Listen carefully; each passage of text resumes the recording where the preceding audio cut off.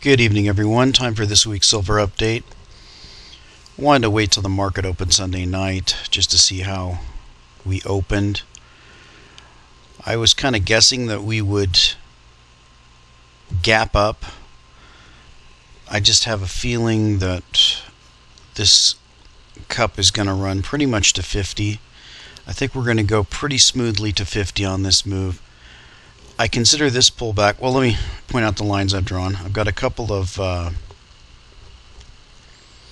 trend channels. I got one trend channel drawn here.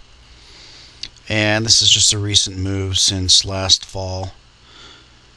As of tonight, we have broken through this trend channel and we're rising into a new speed of ascent. And that's what you always see when you start to go parabolic. The last support line I've drawn was right here where we got the breakout. The reason why I drew this one, it's very clear when you get a shot out of gun breakout like that, and then a test, and then a failed test, that's pretty good support. I've drawn another one right here that seems to be the same sort of thing. So we are doing another rocket shot type of move. I think this is going to move that quickly. I really do think it's going to move through 40 and on to 50 before this move is over. You can see just tonight's movement here. It looks like this is the opening tonight, and that shows it as a gap on some charts. In the 1 minute it shows as a gap, and you can see we're in a new move now, 36.19. Dollar moves seem to be not that significant anymore. We're approaching 70 cents from last Friday's close, and we're still just trading after hours. So as silver begins to move towards triple digits, moves that are in the 50 cent and $1 move are going to be very common, as opposed to what they used to be extremely rare. So to get a long view, we are in a parabolic phase. You can see the MACD here is in new overbought territory. Now some people have wondered, well, how overbought can the MACD go? Well, let me get a chart for you. This is the monthly, and it shows the MACD is overbought at 4.6. Now let me pull up another chart for you. They also have indices on here. We can go to US indices, and the Dow Jones Industrials tends to jump around here. And if we look at the Dow Jones Industrials,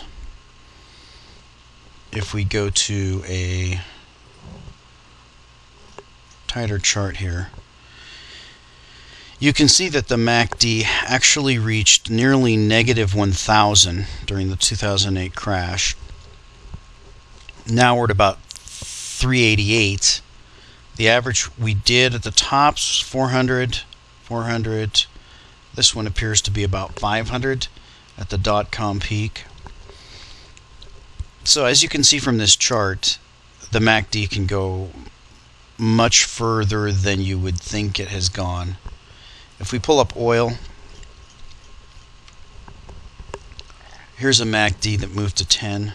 We're nowhere near that. And you can see we almost hit negative 20 down here.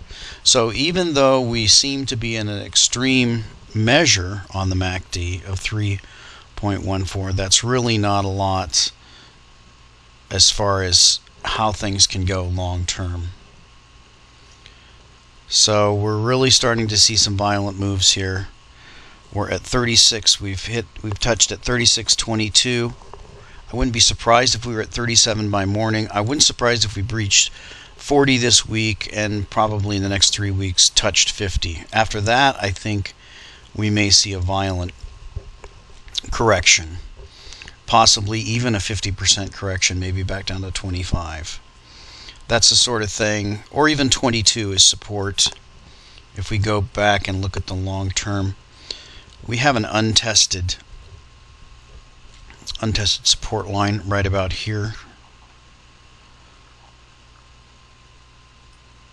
We could get back there. We could get a move all the way up to 50 and come back and test it and then go higher. It would be pretty unusual.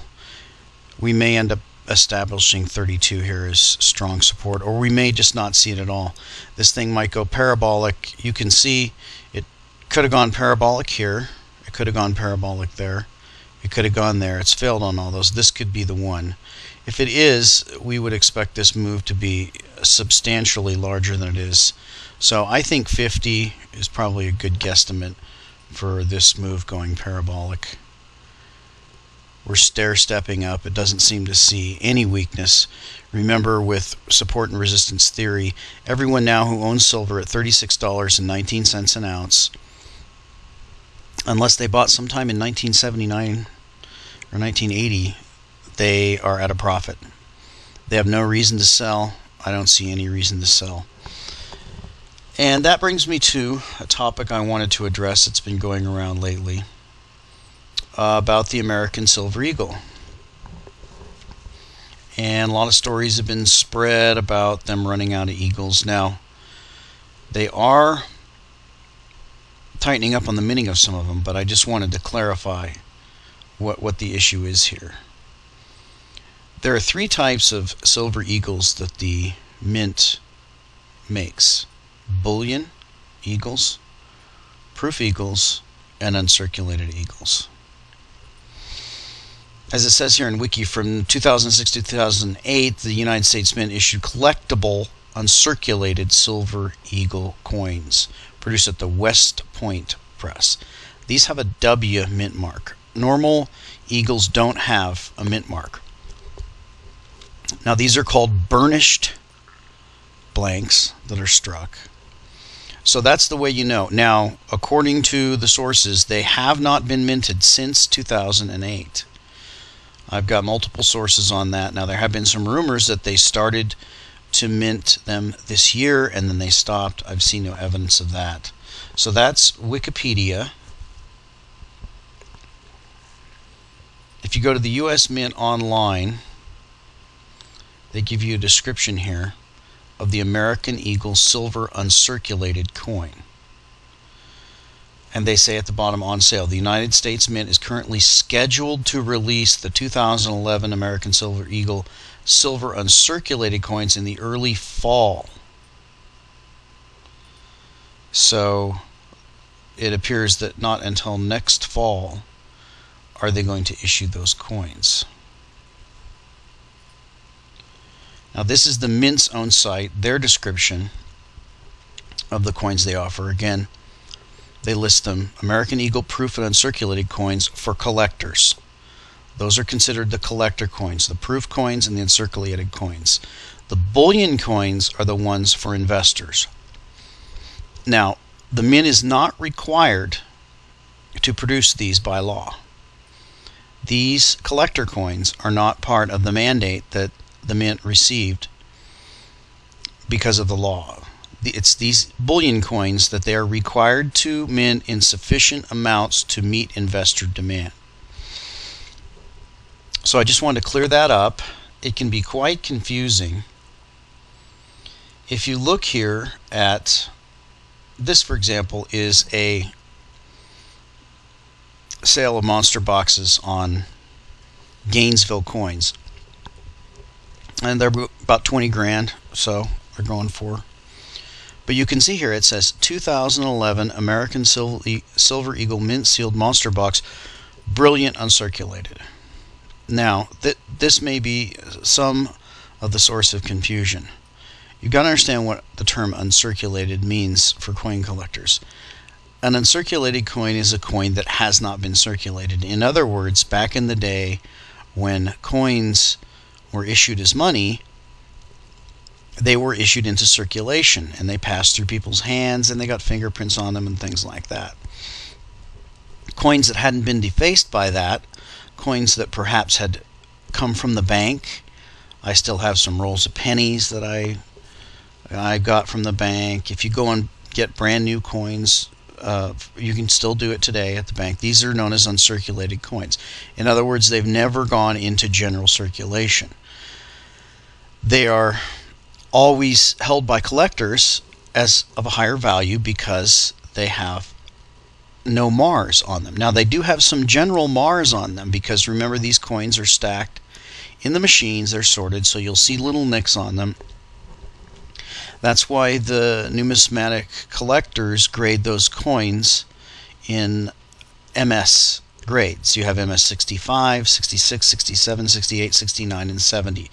These are grades of uncirculated coins. These coins here could be anywhere from MS 65 to MS 69 or 70.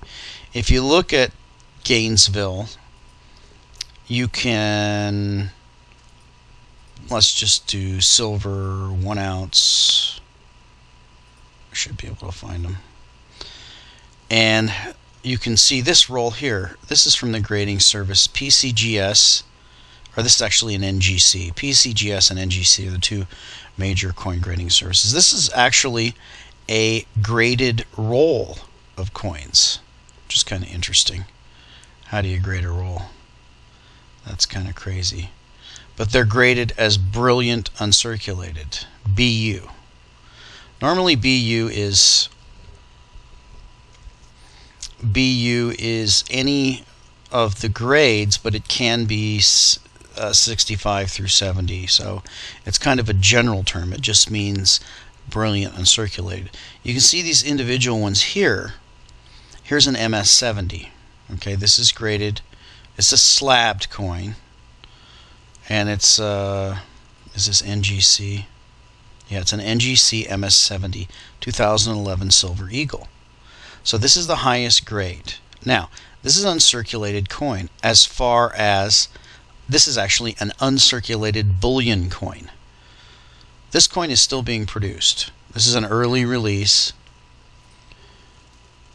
Here's a MS 69 2011. So every bullion coin that comes off from the mint in one of these monster boxes is not necessarily MS 70. It can be anywhere from MS 65 to MS 70. It's always going to be uncirculated because these coins aren't in circulation.